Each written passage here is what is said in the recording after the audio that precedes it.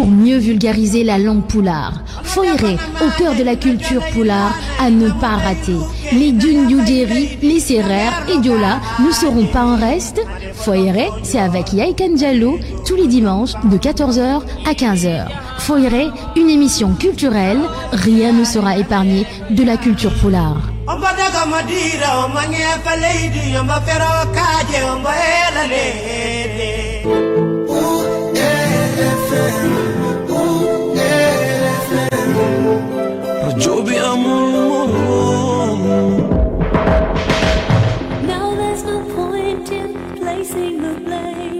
Affaire Ousmane Sonko, les décisions de la Cour suprême et du Conseil constitutionnel ont-elles définitivement écarté le leader de l'ex-PASTEF de la participation à la présidentielle, le processus électoral et ses nombreuses failles dans le système, le fichier électoral en question et la question du parrainage? Comment comprendre des dizaines de milliers de parrains non reconnus, le tirage au sort et la question des doublons externes? Le parrainage optionnel révèle-t-il ses limites? Les syndicalistes de plus en plus dans la politique, qu'est-ce qui les fait courir? Le syndicalisme est-il en train de mourir au Sénégal? Voilà entre autres questions au menu de Remue Ménage. Et pour en débattre, Binta Diallo reçoit ce dimanche 7 janvier 2024 Serigne Mansour Tall, enseignant-chercheur à l'université Amadou Mahtar Mbow, et Mbaye Falley, ancien syndicaliste, coordonnateur de la plateforme pour la promotion de l'école de la réussite. Remue Ménage, c'est tous les dimanches 10h-11h avec Binta Diallo sur la radio Futur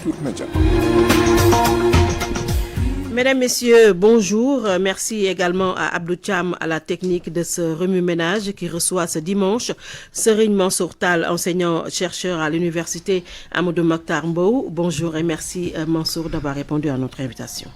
Bonjour Binta et bonjour à tous les auditeurs de la RFM et de Remue Ménage. Nous recevons également un ancien syndicaliste, coordinateur de la plateforme pour la promotion de l'école de la réussite. Sommes-nous en train de vivre le contraire avant de vous dire bonjour? Mbaye Falley, l'école est-elle dans l'échec? Bonjour Binta Diallo. Je salue l'ensemble des auditeurs de votre chaîne. L'école de la réussite, c'est un objectif. Donc l'école sénégalaise connaît beaucoup de problèmes. Donc nous sommes loin de la qualité tant désirée. Le projet éducatif, les réformes qui ont été engagées n'ont pas permis d'avoir les résultats escomptés. Or, la mission fondamentale de l'école, c'est d'amener tous les apprenants vers la réussite. Donc c'est pourquoi nous avons pensé qu'il fallait mettre le focus sur cet aspect-là. Parce que, tant bien mal, les résultats et le jeu obtenus par une petite catégorie ne doivent pas nous faire perdre de vue que la grande majorité des élèves ne parviennent pas à s'en sortir. Et c'est ça le problème de fond. Donc pour aller vers l'école de la réussite, nous avons identifié ce qu'on appelle des transformations qualitatives.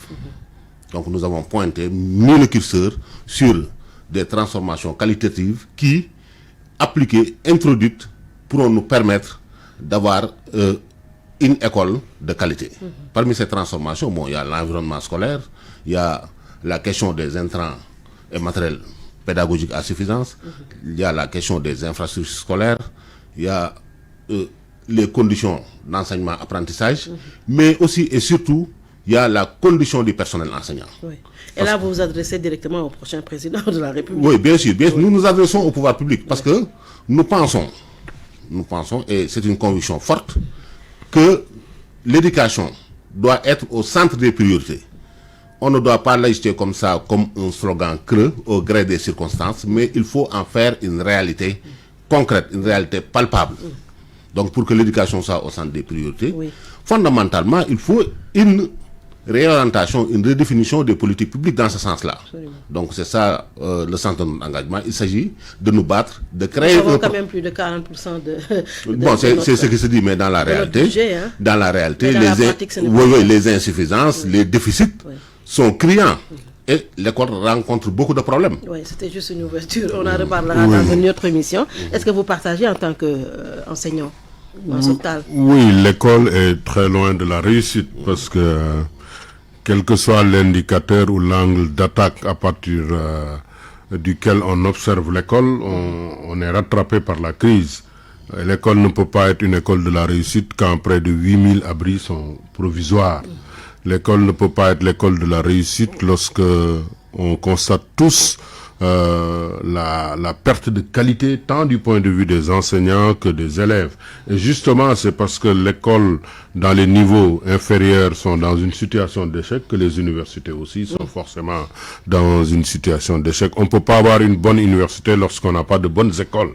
On avait organisé il y a 2 décennies les assises de l'éducation, mais on voit que beaucoup de conclusions n'auront pas été appliquées. Il y a un décalage énorme entre les enseignements-apprentissages et la demande et les possibilités, les opportunités en matière d'insertion. Le spectacle que nous observons à partir des pirogues, à partir des grèves cycliques, montre que quand même l'école est en situation d'échec. Et tant que nous n'apporterons pas des solutions pérennes, durables à notre école, c'est sûr que nous continuerons d'être en crise totale. Et pour fermer justement ce chapitre, votre plateforme a décidé de s'en tenir avec les différents candidats et vous avez des propositions en ce sens par rapport à la réussite de l'école. Bien sûr. Nous avons pensé que l'élection présidentielle offrait une opportunité historique pour régler définitivement certaines préoccupations qui sont toujours en suspense. Donc ces préoccupations-là, nous les avons identifiées. Nous leur avons donné un contenu, nous avons engagé une réflexion de grande envergure pour faire des propositions, parce qu'également, nous devons être une force de proposition. Et ce sont ces propositions-là qui visent à installer les élèves dans des conditions optimales d'études et de réussite, à revaloriser fondamentalement la condition du personnel enseignant, parce que, quoi qu'on puisse dire, pour aller vers l'école de la réussite, il faut que l'engagement et le dévouement des enseignants dans la prise en charge, dans la formation des jeunes générations, soient non seulement reconnus, mais rétribués à sa juste valeur. Absolument. Il nous faut, dans un premier temps, certes, il faut analyser la chose dans sa globalité, mais ne pas perdre de vue que pour installer la réussite, il faut des enseignants bien formés et bien rémunérés. Donc c'est la base, donc c'est la clé de voûte pour une éducation de qualité, la motivation, parce que ça fait appel à la motivation des enseignants démotivés, donc ne donneront pas le meilleur d'eux-mêmes dans la prise en charge des générations. Or, on ne peut pas construire ce pays sans l'école. On ne peut pas construire ce pays sans l'éducation et la formation. Parce que, tout simplement, le Sénégal que nous léguerons à nos enfants dépend en grande partie des enfants que nous léguerons à notre pays. Donc, d'où le caractère prioritaire, primordial de l'éducation et de la formation. Maintenant, il ne faut pas laisser la classe politique en faire un slogan. Il faut créer les conditions pour imposer que l'école soit au centre des priorités. Et c'est ça le sens de notre engagement. Merci Mbaye Fall Leye. Nous allons aborder les autres actualités et entrer à la politique. La dernière info, Mansour Tall, et que Sonko ne va pas participer à la présidentielle. La Cour suprême a confirmé le verdict de la Cour d'appel en cassation et le Conseil constitutionnel a rejeté son dossier au motif qu'il n'était pas complet. Finalement, Sonko out. Oui, mais c'était quelque chose d'attendu au regard des péripéties judiciaires, politico. En tout cas, c'est presque officiel, même si d'après ses avocats, ils attendent la notification du Conseil constitutionnel.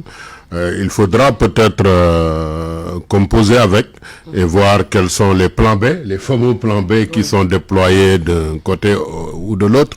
En tout cas, on peut tirer plusieurs enseignements de ce parrainage qui, comme nous le savons, est un mal nécessaire.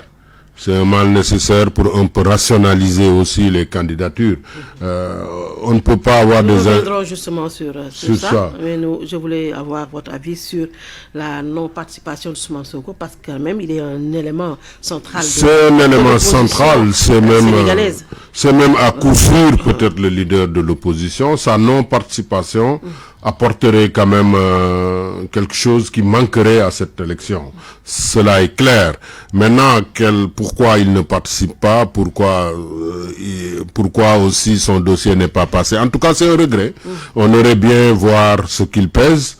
On aurait bien voir aussi qu'il y ait une réduction. On aurait bien aimé voir qu'il y ait un repositionnement ou en tout cas une recomposition de la classe politique. mais tout cela aussi rentre dans le cadre d'une démocratie à parfaire, de la représentativité, comment on devrait l'évaluer, ça aussi c'est au niveau syndical, ça va être la même chose. En tout cas, il n'y a pas une lisibilité des forces politiques en présence, il n'y a pas une lisibilité de leur vision, il n'y a pas une lisibilité au-delà des appartenances idéologiques, de là où ils vont amener ce pays. Absolument. Bon, sa non-participation est quand même, il faut l'avouer, un regret, mais bon... Il a quand même eu des déboires judiciaires, mais beaucoup ont pensé également que c'était une élimination d'un adversaire. Oui, je pense... encombrant. Est-ce que vous le pensez? Moi, je pense que dès le départ aussi, de l'autre côté, on n'était pas très favorable à sa participation. Bon, maintenant, peut-être qu'il a manqué un peu de lucidité à un moment donné pour justement prendre en compte cette donne qui est quand même importante. Peut-être qu'il avait surévalué ses forces, mais en tout cas, c'est un regret pour tout le monde qu'il ne participe pas à ces élections, parce qu'on aura quelque chose qui manque.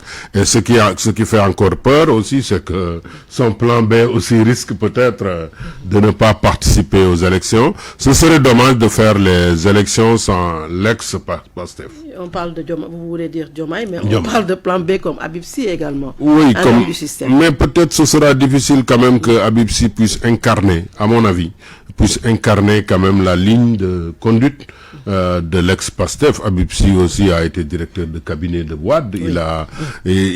Il est difficile de l'extirper du système. Oui, ça va être très difficile. Je pense que peut-être que il fallait, en termes de stratégie politique, tenir compte de ça.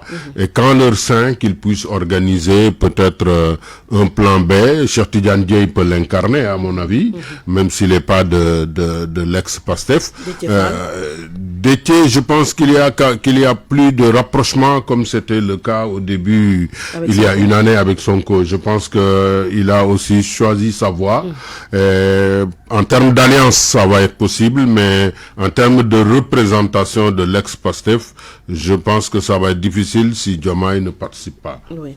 Alors, mais il fallait, au vu de toute cette trajectoire politico-judiciaire de Ousmane Sonko, est-ce qu'il fallait s'y attendre, sa non-participation à la présidentielle, ou également Habib Sy, que d'aucuns déjà choisiraient comme le plan B, ou Diomaye de Sonko? Quel est votre point de vue par rapport à tout ça?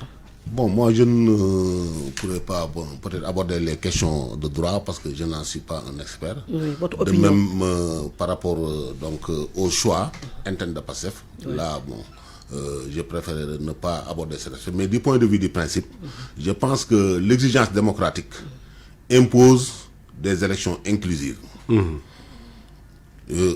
Il est quand même déplorable et condamnable que des artifices puissent être utilisés pour empêcher ou bien pour éliminer un candidat. Vraiment, c'est déplorable. Donc, il a été éliminé? Non, il a été éliminé. Au nom de la politique politicienne. Moi, mon option est par principe. Je pense qu'on doit ouvrir, les élections doivent être ouvertes. On doit permettre la pleine participation de tous ceux qui respectent donc les conditions exigées. Donc, nous avons tous observé qu'il y a eu des entraves quand même. Et ça, nous devons à la vérité de le dire. Et de ce point de vue, ça ne fera que perpétuer la dynamique de confrontation qui existe actuellement. Or, nous avons besoin d'apaisement. Il fallait créer les conditions pour des élections transparentes, inclusives, libres et apaisées. Et en dernier ressort, laisser le peuple sénégalais faire son choix. Moi, c'est mon sentiment le plus profond. Il faut laisser, on ne peut pas choisir à la place du peuple. Il faut laisser ceux qui sont au pouvoir, présentent leur bilan, ceux qui sont dans l'opposition présentent leur projet et que le peuple arbitre. Tout à fait. C'est ça la démocratie. Donc si on entre maintenant dans certaines logiques, c'est sûr que les acquis pour lesquels nous sommes battus pendant très longtemps vont être remis en question et ce n'est pas ce qui est souhaitable. Nous devons tout faire pour renforcer et consolider la démocratie et le facteur, l'indicateur, donc le plus visible ou bien le plus palpable de la vitalité démocratique, ce sont des élections libres, transparentes et inclusives. Donc tout doit être fait pour que les acteurs, ceux qui portent des projets de société, puissent participer à ces élections-là et que le meilleur gagne. Oui, tout à fait. Parce que ce qui est un peu dommage, c'est qu'il soit éliminé de ces élections pour une déclaration aussi condamnable soit-elle. S'il avait été éliminé pour détournement de deniers publics ou pour des crimes, peut-être là ce serait moins grave, mais quand même l'éliminer pour une déclaration, je pense que même si c'est une diffamation, je pense qu'on aurait pu trouver peut-être une sanction moins lourde quand même que l'éliminer des élections, même si on dit c'est l'ex du Ralex, mais quand même nous sommes en politique. Et comme vous le dites, Mbaye Fall, il serait mieux quand même qu'on ait des élections inclusives et que la démocratie puisse être nourrie par la volonté populaire. Mais tout compte fait, à mon avis, ça ne sert à rien aussi de rentrer dans une logique de confrontation, de violence. Les gens en politique doivent être mieux aguerris, mieux armés et inventer, peut-être, quelle que soit l'adversité en face, les moyens de se retrouver autour d'une table de dialogue et de laisser parler le peuple. Ça a été toujours le cas, hein. On a assisté à des difficultés. Wade a été presque accusé de crime, mais il a été blanchi. Ensuite, il a participé au gouvernement et a participé aux élections. Moi, je pense que c'est ce qui faisait notre ADN au niveau sous-régional, c'était justement ça. On arrivait toujours à s'asseoir, à discuter et à ne pas rentrer dans une logique de confrontation, parce que justement la démocratie va en pâtir, mais aussi même la stabilité du pays, les relations au sein de la classe politique, tout cela va en pâtir pour le futur. En tout cas, c'est un regret pour tous les gens épris de paix et engagés dans le processus démocratique qu'ils ne participent pas. Peut-être il faudra en tirer les leçons, et c'est pas encore fini parce que c'est le peuple qui va décider. Même s'il ne participe pas, le sens du vote montrerait ce à quoi attendrait le peuple. On verra la suite. J'espère. Sa consigne également pourrait être déterminante. Tout à fait. Sa consigne va être déterminante.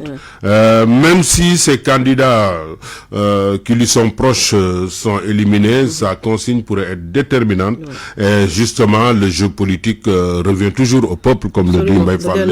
Et on verra. Le peuple reprend sa souveraineté le jour du vote. C'est ça. Seul le peuple est détenteur de la souveraineté. Donc, je pense qu'on ne peut pas choisir à la place du peuple. Il faut que les élections soient libres, transparentes, et que le peuple départage les candidats.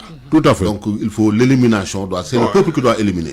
C'est le peuple qui doit choisir. Mais est-ce qu'avec ce qu'on a vu au premier tour du contrôle des parrainages, on n'est pas également en train de procéder par élimination? Bien sûr, c'est dommage, c'est déplorable. Je pense que quand même le si on hasard... dit que le parrainage est quand même un filtre indispensable. Non, quand le hasard est la chance, donc permet de choisir ceux qui vont postuler pour la magistrature suprême, je pense qu'il y a fondamentalement problème. Et c'est ce qu'on a vu. Donc c'est l'ordre d'arrivée qui a déterminé les positions. Certains sont passés parce que tout simplement ils ont été les premiers à déposer le dossier à la suite d'un tirage au sort. Je pense que ça c'est une méthode qui n'est pas pertinente. Il faut fondamentalement revisiter ça et changer. Donc il faut vraiment qu'on soit beaucoup plus sérieux, beaucoup plus rigoureux. Tout à fait. Donc dans la gestion des questions, surtout pour ce qui est de l'élection présidentielle. Parce que sur 9 candidats, il y a que sur 93 candidats à la candidature, il n'y a que 9 qui sont passés directement pour le premier tour. Mais moi je pense qu'il faut aller plus loin et réinterroger même ce processus de parrainage. Je pense qu'il y a quand même un désordre. 93 candidats, c'est trop. Au-delà du tirage au sort, il faut quand même une recomposition de schémas politiques. On ne peut pas avoir 93 candidats pour un pays qui fait 18 millions. Je pense que c'est surtout ça qu'il faut réinterroger, parce que moi je suis pas d'accord avec ce que Diouf avait dit.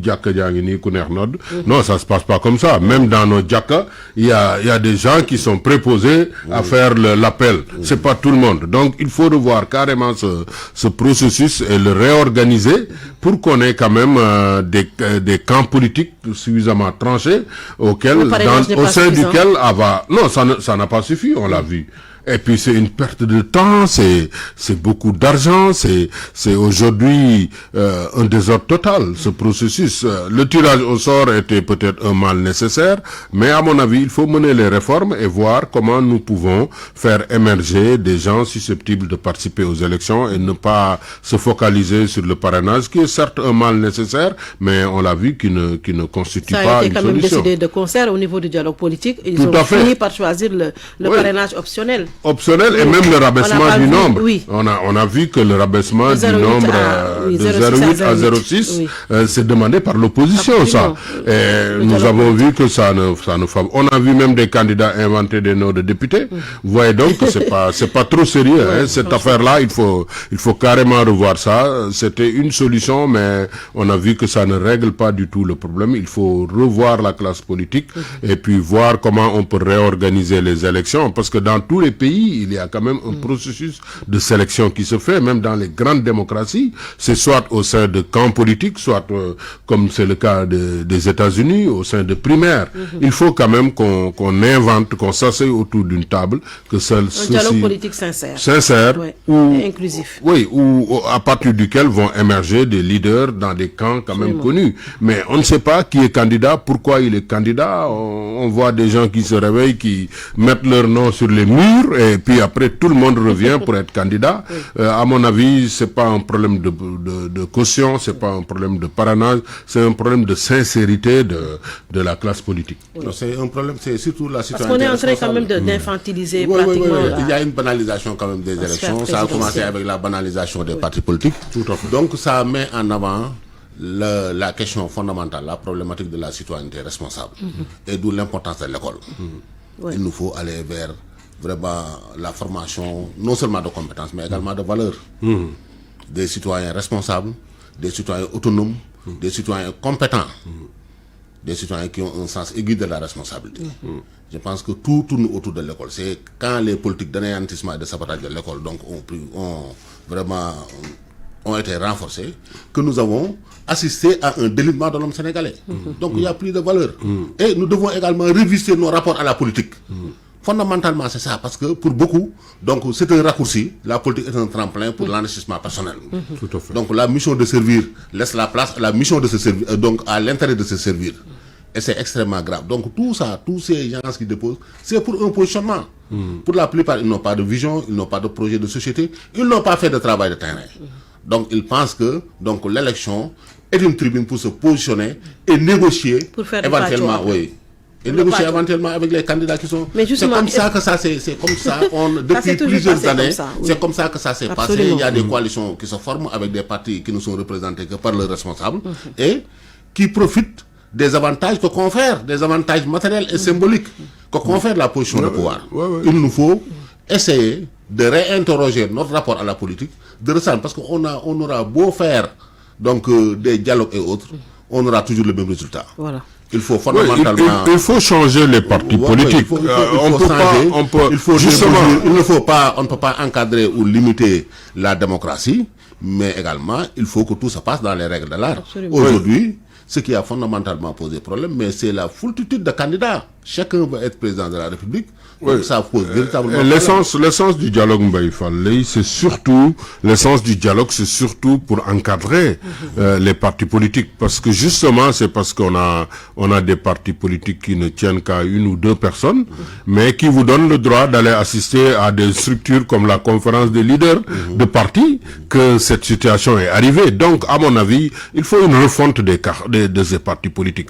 On doit limiter la démocratie. Justement, si vous créez un parti politique, vous ne participez pas à des élections, vous n'avez pas de siège, vous n'avez pas de bilan, vous n'avez pas d'instance. Mais à mon avis, il faut arriver à un moment donné aussi, il faut remettre de l'ordre dans la maison.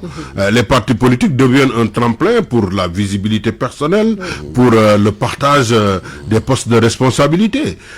Et ça, à mon avis, c'est lié au fait qu'il y a un désordre total au sein des partis politiques. Et ça, seul le dialogue peut le régler. Il faut que les gens s'asseyent et qu'ils mettent de l'ordre dans les partis politiques. Et à mon avis, justement, cette situation qui perdure va complètement déliter notre démocratie. Il n'y a pas de démocratie sans des élections, comme vous le dites, inclusives, mais aussi sans la représentativité des partis politiques au sein de l'espace politique. Et à mon avis, il faut revoir ça, parce que le PASTEF, quand même, dissous ou non, est un parti assez représentatif. Et on voit d'ailleurs au regard de ces parrainages que il y a une recomposition même des partis politiques anciens. On a vu quand même des mastodontes être soumis à aller compléter leur parrainage. Ça, c'est pas l'effet seulement du tirage au sort, hein. C'est l'inorganisation de ces partis.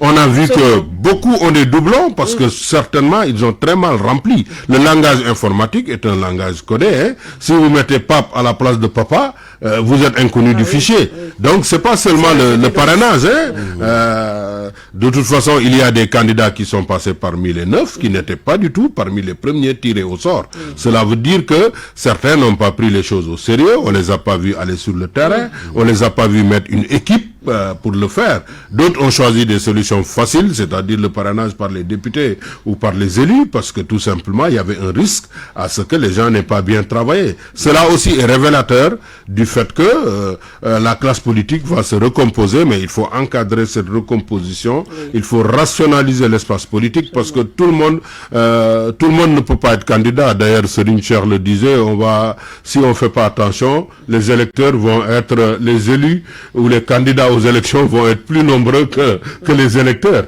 Et il faut rationaliser ça. À mon avis, c'est les vrais débats qu'il faut mettre sur la table, parce que sinon on va toujours, c'est un coût, on perd beaucoup d'argent et de temps avec ces histoires de parrainage, avec ces histoires de parité. Je dis souvent que les problèmes de notre démocratie, c'est ces 3 P.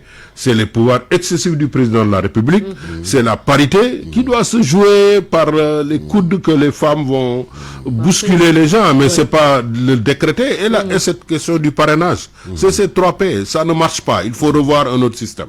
On a vu, au vu de ce qui s'est passé, les profils qui sont sortis lors du premier tour, que la reconfiguration politique va se faire nécessairement au soir du 25 février. Bien sûr, c'est l'histoire qui marche comme ça. Il y aura forcément un processus c'est incompressible, un processus de reconfiguration. Comme on l'a dit, je voudrais tout simplement, en étant d'accord avec le professeur, montrer que en réalité le dialogue c'est bon, mais les conditions du dialogue, parce que c'est la classe politique donc qui appelle au dialogue, qui organise le dialogue, qui pilote le dialogue. Il faut d'autres acteurs. Tout à fait. Non, c'est pas la suite, mais également des experts dans plusieurs domaines. Ça ne doit pas uniquement faire, on doit mettre un terme à l'accaparement de l'espace public par la classe politique, à l'accaparement des biens et ressources, du débat public, tout tourne autour de la classe politique. Il faut faire intervenir d'autres acteurs, des experts, la société civile puisse avoir un rôle beaucoup plus prépondérant pour que des solutions, parce que en fait les politiques n'imaginent ou bien ne mettent sur la table que des solutions qui les arrangent. Et il faut dépasser cela. Donc de ce point de vue, moi je pense qu'il y a tout un travail à faire. Il y aura une recomposition, c'est normal, et je pense que les états-majors politiques doivent composer avec cette nouvelle donne-là. La recomposition est en cours, elle sera beaucoup, c'est pas aujourd'hui que ça a commencé, donc depuis les législatives, nous avons constaté qu'il y avait vraiment des tendances qui étaient en train de monter, donc qui étaient en train de se renforcer, et que ces tendances-là préfiguraient une recomposition en fond de la classe politique. Il y aura et de plus en plus, le Sénégal sera très difficile à gouverner, parce que les populations ont un niveau de conscience politique très élevé et seront de plus en plus exigeantes par rapport donc au pouvoir public. Surtout les jeunes. Surtout les jeunes. Essentiellement jeunes. Donc pratiquement les moins de 40 ans font 82% de la population. C'est une donne, donc c'est une dimension à intégrer dans l'analyse et à prendre en compte donc dans les solutions qui devraient être imaginées pour permettre donc... de toute façon, on verra avec les résultats, mais l'émergence de profils comme Anta Babacar Ngom est quand même presque une petite révolution, parce que non seulement elle est femme, mais elle vient du secteur privé.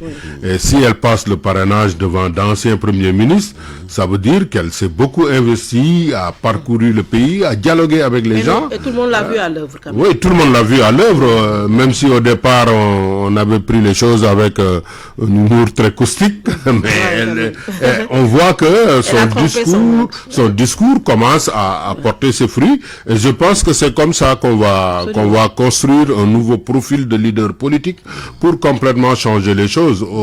Le fait d'avoir été Premier ministre ou ministre n'est plus un gage de notoriété politique. Et ça, je pense que c'est une leçon que nous devons tirer de ces parrainages. Mais avec les élections qui vont venir aussi, peut-être on va faire émerger peut-être des organisations politiques moins basées, comme il le dit Mbaye Fall Leye, sur l'accaparement des positions politiques, sur une rente de situations liées au profil qu'on a occupé, mais qui va dépendre d'un projet politique qu'on met sur la table. De toute façon, les jeunes, comme je l'ai toujours dit, ils ne nous laisseront pas faire éternellement. Ils sont pressés, ils ont envie de voir des solutions tout de suite. Moi, quand je vois les gens se battre pour le pouvoir, j'ai peur parce que je me dis, une fois installés, les jeunes vont il aura du pain sur la planche. Tout à fait. Ils ne laisseront pas faire parce que les seules options qui leur restent vont être difficilement attractives parce que les pirogues vont s'arrêter à un moment ou d'autre.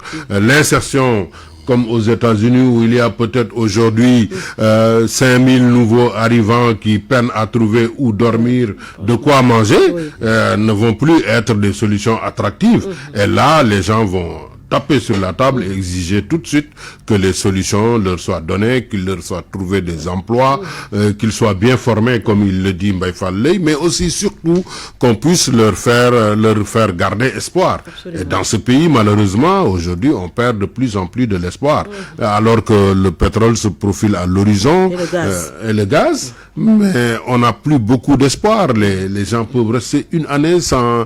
les universités sont fermées depuis longtemps, les écoles ne marche pas. À mon avis, le candidat qui va arriver, moi je le plains. S'il n'a pas un projet politique à mettre sur la table, je suis sûr que les jeunes ne nous laisseront pas continuer comme ça, avec, comme disent les Anglais, business as usual, faire comme on a toujours fait. Ça, je pense que c'est bientôt fini. Serigne Mansour Tall, enseignant-chercheur à l'université Amadou Mahtar Mbow. Nous recevons également un ancien syndicaliste, même s'il ne l'est pas, parce que vous êtes toujours du SAEMS. Hein? Un titre honorifique. Honorifique, ok. Coordinateur de la plateforme pour la promotion de l'école de la réussite. Nous allons parler des syndicalistes. De plus en plus, Serigne Mansour Tall, les syndicalistes intègrent les partis politiques, même si vous allez me dire que ce n'est pas nouveau. Nous avons connu quand même la participation responsable, et bien avant même la participation responsable, il y a certainement d'autres syndicalistes qui avaient intégré des partis politiques. Ce n'est pas nouveau, mais c'est une fragrance de plus en plus. Qu'est-ce qui se passe? Comment expliquer? Ce n'est pas nouveau parce que depuis l'UNTS, on a eu toujours... on a eu même l'affiliation. On a eu des partis affiliés, des syndicats affiliés aux partis politiques. Après, même avec la CNTS, on a eu un processus de désaffiliation. Mais la CNTS avait même un quota. À l'époque, on l'appelait la 8e région, parce qu'ils avaient un nombre de ministres, ils avaient 10% des députés, ils avaient des postes au conseil d'administration. Mais ce qui a changé, à mon avis, c'est l'émiettement des organisations syndicales, on a essayé de les regrouper dans des centrales, mais même ces centrales se sont émiettées. Et les derniers résultats des élections de représentativité ont montré quand même que cet émiettement est encore plus prononcé, avec surtout le rôle prégnant des syndicats de l'enseignement moyen supérieur, de l'enseignement moyen secondaire. On a vu que le QSEMS et le SAEMS ont beaucoup influencé les élections de représentativité au niveau des syndicats lors des élections du mois de décembre au niveau des centrales. Cela aussi est un peu la résultante de ce qui s'est passé au niveau politique. Les syndicats deviennent un peu des tremplins pour avoir voix au chapitre et pour se positionner au niveau des instances politiques. Et avoir des postes aussi, hein, des postes. Oui, tout à fait, des postes. Même si c'est pas nouveau aujourd'hui,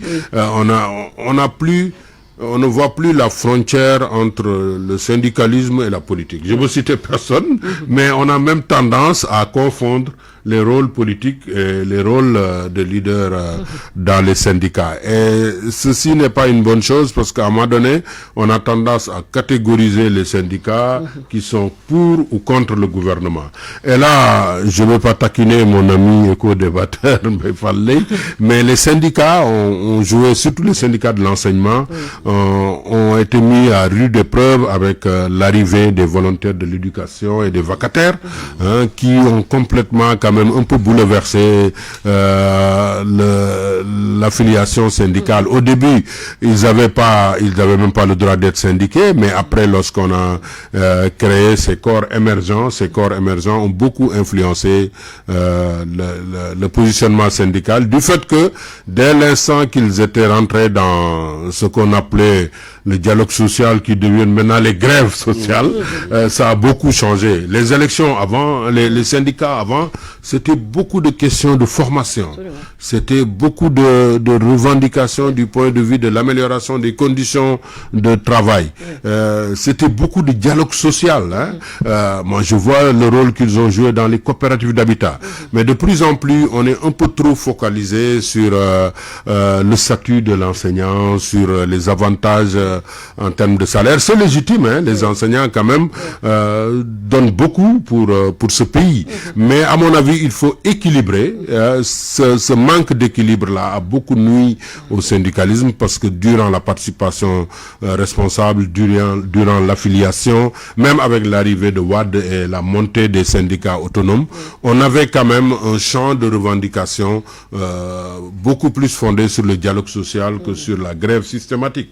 On se rappelle tous de l'année dernière, la grève des syndicats de l'enseignement supérieur, de l'enseignement moyen secondaire a traîné en longueur sans que même nous, on s'en apercevoie.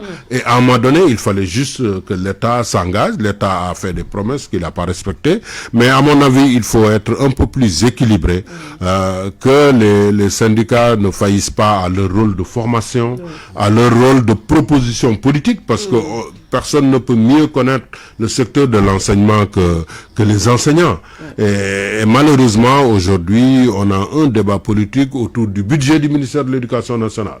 Les gens, à chaque fois qu'on amène des critiques sur ce qui ne marche pas, ils disent que pourtant nous consacrons le quart du budget à l'éducation nationale. On ne sait pas si c'est des investissements, on ne sait pas si c'est du fonctionnement. On n'a aucune traçabilité de comment les choses marchent au sein de l'enseignement. Mais à mon avis, les syndicats doivent jouer leur rôle, ne pas laisser le dialogue politique, parce que quand on parle de dialogue politique, les gens pensent que c'est les partis politiques, mais le dialogue politique, c'est aussi le dialogue des politiques d'éducation. Et à mon avis, les syndicats ont joué un rôle important. On avait des leaders charismatiques, Ibn Diadi, qui fut mon professeur de français. Et, en tout cas, il y avait quand même des leaders qui même posaient les débats de fond, et de plus en plus, on a tendance à avoir un véritable petit rôle comme dans les partis politiques. Mais il fallait, vous êtes très bien interpellé. Qu'est-ce qui fait courir les syndicalistes? Bon, la pratique en cours présentement fait qu'on ne peut pas distinguer la ligne de démarcation entre le syndicalisme et la politique. Mais les missions ne sont pas les mêmes. Tout à fait. Un syndicat a pour objet de défendre les intérêts matériels et moraux, tant individuels que collectifs, des travailleurs, des salariés. Alors que le parti politique, son rôle, c'est la conquête et la préservation du pouvoir.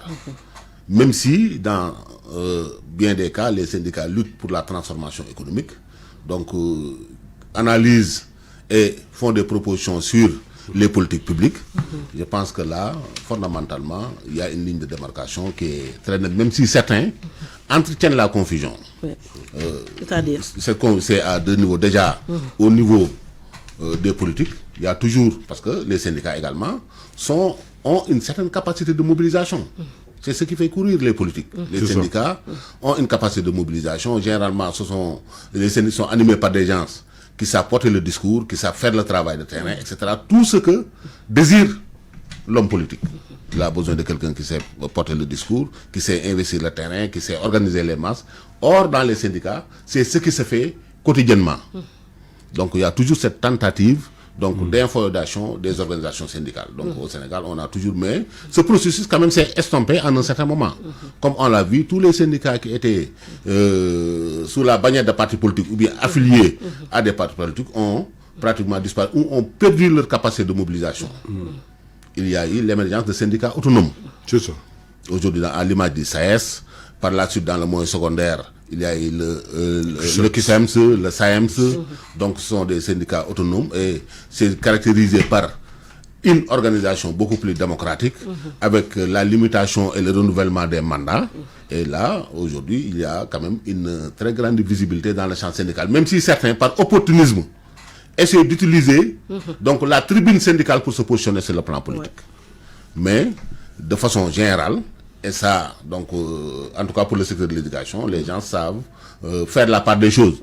Donc les syndicats qui sont à orientation politique sont pratiquement réduits à leur plus simple expression. Donc tous ceux qui ont tenté d'organiser ou bien des syndicats, de mettre en place des syndicats sur la bannière d'un parti, n'ont pas été suivis, ont lamentablement échoué. Certes, on parle, il y a beaucoup d'acteurs politiques qui sont dans, beaucoup d'acteurs syndicaux qui sont dans la politique, mais de façon générale, pour les grandes organisations, donc la tendance, la ligne, c'est l'autonomie et l'indépendance vis-à-vis des partis politiques. Donc c'est extrêmement difficile, mais bon, les gens ont réussi, donc pour les syndicats qui comptent, à encadrer ce processus-là dans le cadre des textes. Pour que... Alors on a comme l'impression, les Sénégalais, l'impression qu'ils ont, ou la majeure partie des Sénégalais, et que les syndicalistes ou les centrales syndicales ne se préoccupent plus des intérêts des travailleurs et même des Sénégalais. On a quand même entendu qu'il y a il y a une pénurie de riz et de gaz, on ne les entend pas. La cherté de la vie, on ne les entend pas. Le pouvoir d'achat, on ne les entend pas. On préfère aller voir une Oumindour, notre consoeur quand même qui a porté le combat de la cherté des factures, ou alors voir les influenceurs. Est-ce que cela veut dire que le syndicalisme est en train de mourir au Sénégal? Bon, Mbaye a raison, hein. Il y a la montée des syndicats autonomes, surtout à partir de 2000, mais c'était surtout pour remettre en cause la participation responsable et l'affiliation. Mais aujourd'hui, comme je l'ai dit, sur le plan du dialogue social, les syndicats quand même ont marqué le pas. Des questions importantes relatives au pouvoir d'achat, à la cherté des factures d'électricité, d'eau, à la fourniture de certains services, sont aujourd'hui complètement oblitérés par un agenda de revendication basé seulement sur le statut de l'enseignant. Bon, moi je suis quand même enseignant, je veux bien que ce statut soit renforcé, mais à mon avis, si aujourd'hui le citoyen lambda n'écoute pas trop les syndicats, c'est parce que les syndicats aussi ont perdu beaucoup d'entrain et ont laissé l'espace politique, le dialogue politique entre les mains des partis politiques et de leurs organisations. Et à mon avis, cela a beaucoup fait perdre beaucoup. Aujourd'hui, on a vu, même les élections de représentativité ont montré quand même que les centrales sont émiettées. Au sein même de la CNTS, on voit CNTS, FC, au sein en tout cas, même au sein des autonomistes, on a vu que les gens ne parlaient pas le même langage. Et le problème a été qui va remplacer celui qui était sur les mairies, qui va le remplacer? Est-ce que Sidia qui va le remplacer? Le dialogue n'est plus fondé sur des acquis, mais c'est plutôt sur les personnes. Et ce qui est arrivé aux partis politiques aussi risque d'arriver aux syndicats, c'est-à-dire la personnification du leadership. Et ça, à mon avis aussi, ils doivent lutter contre ça et ils doivent renouveler leur agenda, non pas seulement sur le statut de l'enseignant, mais aussi sur les questions des abris provisoires, sur les questions du contenu des enseignements apprentissages, sur les questions de l'adéquation entre la formation et les métiers.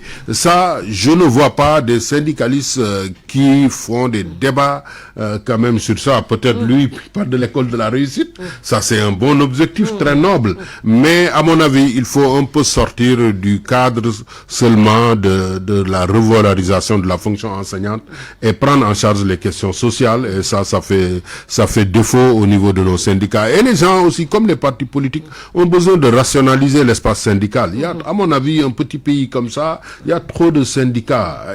C'est vrai, la représentativité, elle est importante, mais la gestion, elle est importante, mais aussi, surtout, le dialogue social.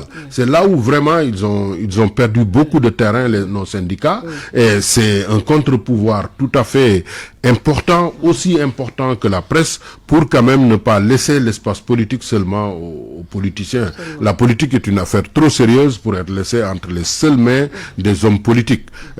C'est à l'image du pays, hein. On n'a pas la lisibilité des projets, que ce soit des partis ou des syndicats. Maintenant, tout le monde est autonomiste. Hein, tous les syndicats, toutes les grandes centrales le sont, mais on ne voit pas la frontière. D'ailleurs, c'est arrivé depuis 2000, hein, quand Wade était là, il a cherché son syndicat d'enseignement. Tous les présidents qui vont venir vont trouver un syndicat d'enseignants parce que ils ont l'arme de la grève. Et à mon avis, ça c'est pas une bonne chose. Il faut que les gens fassent un dialogue social préventif basé sur les valeurs, comme il l'a dit Mbaye Fall, mais aussi basé sur le projet que nous voulons de notre éducation. Et justement, ça ne sent pas trop bien, si l'on regarde bien la situation de l'enseignement au Sénégal. Il y a 20 ans, avec le Bénin, on avait presque le même niveau, sinon un niveau supérieur au secondaire en France. Aujourd'hui, on voit que même pour aller en France, il y a beaucoup de tests qu'on doit faire parce que le niveau de l'enseignement a beaucoup baissé. Alors, si les Sénégalais ne vous suivent plus, si les Sénégalais n'ont plus confiance aux syndicalistes, est-ce que ce n'est pas un risque pour la mort définitivement du syndicalisme au Sénégal? Non, je ne le pense pas. Moi, mon sentiment, c'est une conviction profonde, le syndicalisme est toujours debout. Même si les centrales syndicales sont restées étonnamment silencieuses devant la dégradation des conditions de vie et de travail, donc des militants, des salariés, quand même dans les différents secteurs, les syndicats jouent, surtout dans les syndicats de branche, il y a un rôle d'avant-garde et de veille. Ce rôle d'avant a permis des avancées notables, que ce soit dans l'éducation, dans la santé, dans beaucoup d'autres secteurs. Donc il y a une présence dissuasive des organisations syndicales. Et ça a été un facteur important pour se prémunir des dérives et autres. Donc quotidiennement, il y a un syndicat au niveau de l'éducation. Quotidiennement, les syndicats abattent un travail important, peut-être qui n'est pas aussi visible que ça aurait dû l'être. Même du point de vue, pour ce qui est des propositions, des réflexions, donc il y a des réflexions de fond qui ont été engagées par les organisations syndicales sur les différents aspects des secteurs concernés, que ce soit au niveau de la santé, que ce soit au niveau de l'éducation, pour toutes les assises qui se sont tenues, la contribution des syndicats a été une contribution globale et pertinente. Maintenant, il se pose toujours un problème de mise en œuvre. Les gens ont dépassé depuis longtemps le corporatisme étroit où il fallait tout simplement se focaliser sur la condition du personnel. C'est un élément, c'est un intrant fondamental. Parce que, également, il faut le reconnaître, pendant très longtemps, le travail des enseignants n'a pas été reconnu ni rétribué à sa juste valeur. C'est pourquoi il y a ce processus de rattrapage. Il y a un processus de rattrapage pour repositionner l'enseignant sénégalais, pour qu'il puisse être dans des conditions, dans les meilleures conditions, pour donner le meilleur de lui-même dans la formation des jeunes esprits. Et c'est fondamental. Donc l'enseignant a été tellement dévalorisé, donc il a été au bas de l'échelle. En un certain moment, il a fini par ne plus croire et c'est dangereux pour l'élève. Donc il nous faut, quand on parle de l'élément central, l'intrant, d'abord c'est l'élève, mais également la condition de l'enseignant est essentielle. Maintenant, il y a les conditions d'enseignement-apprentissage. Sur tous ces aspects, qu'il s'agisse des abris provisoires et autres, sur tous ces aspects-là, les syndicats donc, sont en train de jouer un rôle fondamental pour inverser tout ce qui est tendance négative. Il ne se limite pas à des revendications corporatives, contrairement à ce qu'on pourrait penser. Maintenant, qu'ils s'organisent. Peut-être organiser la communication, mieux organiser la communication pour rendre plus visible ce qu'ils font en direction des populations. Parce que, aussi de façon générale, le rôle et la mission d'une organisation syndicale, c'est de défendre les intérêts des populations dans son secteur d'activité. D'ailleurs, c'est pourquoi dans le cas de des solutions à l'émiettement également. L'émiettement, ça pose problème. Ce sont des ambitions parce que les gens, bon, ça, ce sont les textes, les gens sont, mais de toute façon, il y a l'émiettement, il y a une prolifération, c'est une tendance générale au Sénégal. Donc, même si vous vous vendez quelque chose comme ça, dit tchaf.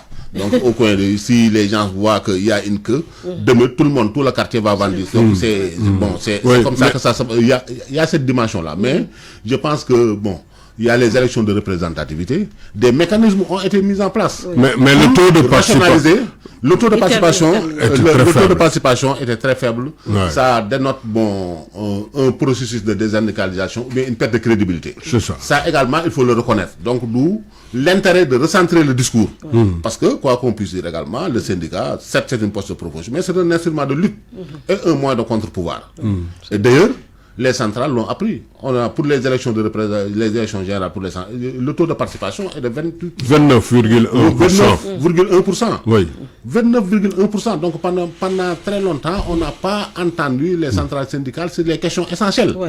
Ils en sont réduits donc à des postures conventionnelles, à des cérémoniales avec le 1er mai, à des fonctions de représentation, alors que leur mission fondamentale, c'était de se positionner et de prendre en charge les préoccupations des populations, donc pour ce qui est de la dégradation de la qualité de la vie. Donc ça n'a pas été le cas. Donc la perte de crédibilité qu'on a observée peut être liée à ça, mais d'une façon générale, le syndicalisme est toujours debout dans les différentes branches d'activité. Donc les organisations syndicales se battent et sont en train de défendre de façon correcte les intérêts des populations dans le secteur d'activité. Mais je pense qu'ils doivent se positionner sur des questions centrales, des questions de fond. Par exemple, aujourd'hui, l'équipement de nos élèves avec le numérique, ça c'est des questions que je vois rarement les syndicats aborder des questions comme ça. C'est les questions centrales. Si des pays comme la Corée ont pu avancer très rapidement, c'est parce que le statut de l'enseignant, mais aussi les moyens de l'éducation ont été renforcés depuis très longtemps. Ça, Mbaye, je suis tout à fait d'accord avec toi, mais au regard du taux de participation aux élections de représentativité, montre quand même que il y a pas un intérêt. Est-ce que l'État aussi n'a pas un rôle à jouer par rapport au syndicalisme et aux syndicats dans les entreprises, même privées? On a vu que la plupart des travailleurs n'osent pas se syndiquer parce que justement, Binta, je voulais terminer par ça. La voix des syndicalistes qu'on entend, c'est les enseignants et la santé et le Sud-Just. Mais on n'entend plus le privé comme du temps de Madia, ou bien dans l'histoire syndicale, le rôle des cheminots, parce que ça aussi c'est en rapport avec la situation économique désastreuse. Le syndicalisme a été porté en flambeau par les cheminots, ensuite par les industries agroalimentaires. Madia même est passé du syndicalisme des cheminots en allant vers l'alimentaire. Aujourd'hui, on n'entend plus que les enseignants et la santé. Ça aussi, ça montre quand même. Les travailleurs sont laissés à la merci des employeurs. C'est le code du travail. Les gens avec les différentes modifications, donc on a fragilisé les travailleurs. Tout à fait. Et les syndicats n'ont pas réagi, réagi fortement pour mettre un terme à cela. Donc dans beaucoup de secteurs, nous nous rendons compte que même pour avoir un délégué du personnel, c'est un problème. Donc là, ce sont des entraves graves. Alors que le statut est quand même bien encadré. À la liberté d'association, donc des licenciements abusifs, donc pour activités syndicales, font légion et on ne dit rien. Donc voilà, ce sont ces facteurs-là qui concourent. Il faut que l'État aussi soit beaucoup plus fort, qu'il soit présent aussi dans les maisons de presse. Pas dans les maisons de presse, mais dans les entreprises privées. Parce que là, quand vous parlez de Corée ou autre, également, ça c'est l'école de demain. C'est l'école de demain, il faut une politique éducative globale, il faut une vision globale. On a parlé de fonctionnement, c'est vrai, le budget de l'éducation, donc c'est un budget qui est très important, mais où également il faut reconnaître que 80% sont destinés au fonctionnement, au salaire. L'investissement ne représente que 20%. Est-ce qu'il ne faudrait pas imaginer des fonds additionnels, des fonds spéciaux? Et même ces 20% peut-être sont maquillés.